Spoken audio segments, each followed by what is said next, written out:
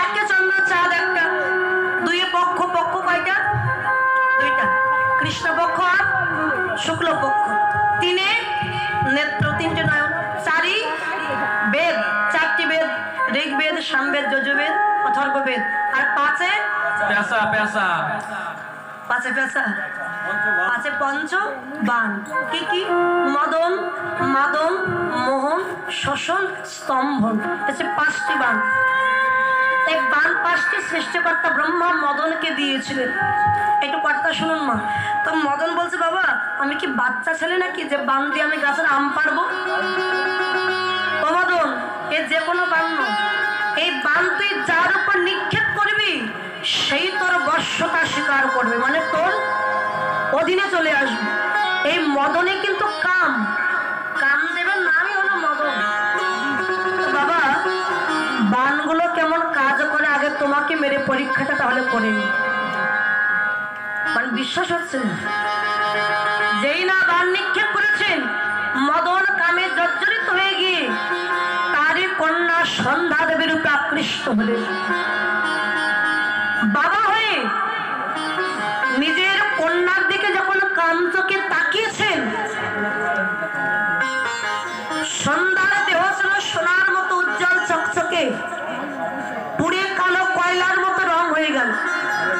সন্ধ্যা বলল, বাবা আমি আর বাঁচতে চাই না, জগতের সবাই আমাকে অপমান দেবে, কলঙ্ক দেবে, আমার সোনার মতো দেহ কালো হয়ে গেল।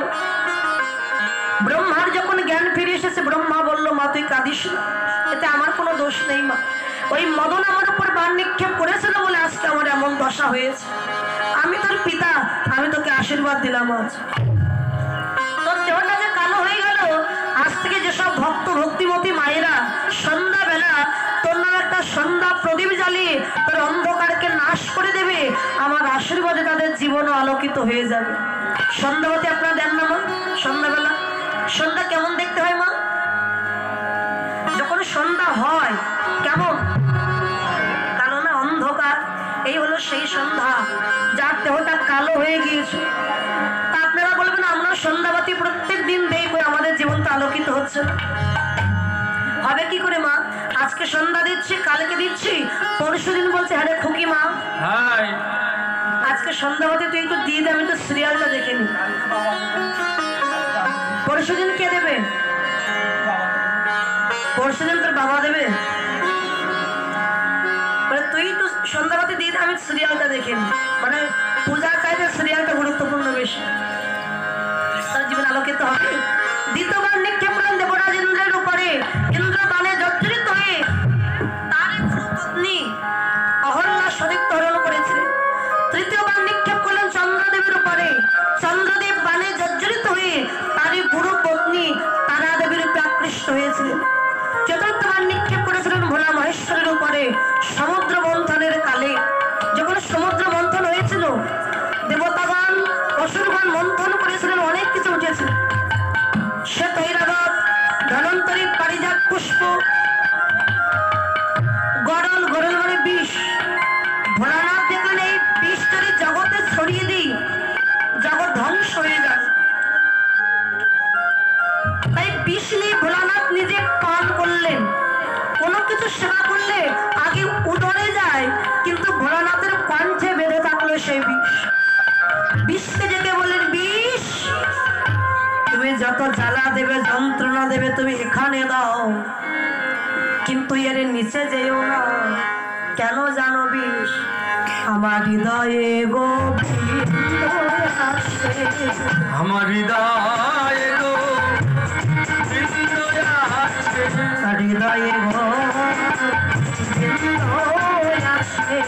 আমার হৃদয়ে গো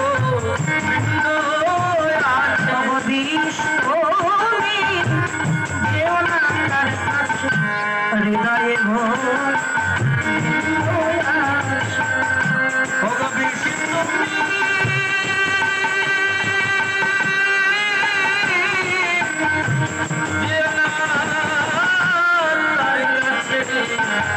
আমার হৃদয়ে গো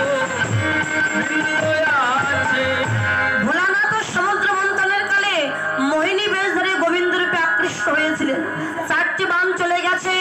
একটি বান অবশিষ্ট আছে, একটি বান দিয়ে তোমায় পরীক্ষা করবো তুমি কেমন ভগবান কৃষ্ণ। ভগবান বলেন বেশ, তোর মনের আশা আমি পূর্ণ করবো, তবে আজ নয়, ওই শরৎকালে পূর্ণিমাতে। ওই শরৎকালে পূর্ণিমাতে, শরৎকালে পূর্ণিমাতে সেদিন বাজবে বাঁশি, ওই বিপিনে শরৎকালে পূর্ণিমাতে বাজবে বাঁশি, বাজবে বাঁশি বিপিনে শরৎকালে পূর্ণিমাতে। সেদিন বাজবে বাঁশি ওই বিপিনেতে, শরৎকালে পূর্ণিমাতে। আজ সেই পূর্ণ রজনী দর্শন করে গোবিন্দ মদনে মাতলেন। মদনের অহংকার চূর্ণ করে মদনকে আশীর্বাদ দিলেন, মদন আজ যেমন তুই আমার চরণ ধরে ক্ষমা চেয়েছিস, চরণে আশ্রয় নিয়েছিস, এ যুগে তোর কৃপা হবে না, আগত কলিযুগে আমি হব গৌর, আর তুই বৃষ্ণ মণ্ডল এবং সুনিতা দেবীর গর্ভে জন্ম নিবি, তোর নাম হবে দুঃখী। নদিয়ার পথে পথে যেদিন গৌর বলে কাঁদবি, সেদিন তোর মনোবাসনা আমি পূর্ণ করব। এবার মনে পড়লো এই গোপীদের কথা। এই গোপীদের মনে চুরি করবার জন্য গোবিন্দ বাঁশির ধ্বনি করলেন। বাঁশি বাজছে মধুর বৃন্দাবন, তাই হরি হরি বল।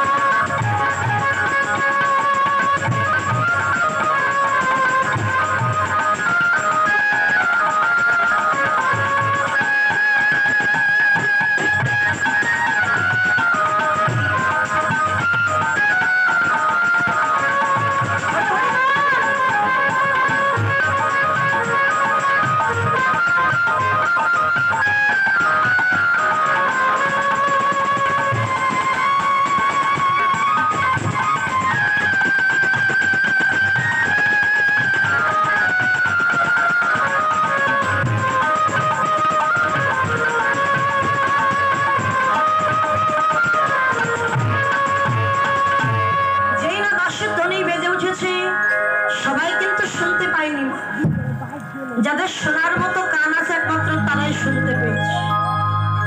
শোনো তো গোপী প্রেম হিরপি, শোনো তো গোপী হিরপি, শোনো তো গোপী প্রেম হিরপি, শোনো তো গোপী প্রেম হিরপি, শোনো তো গোপী প্রেম হিরপি, মনহি মনহি আপন সপিতে আহারে আহারে আহারে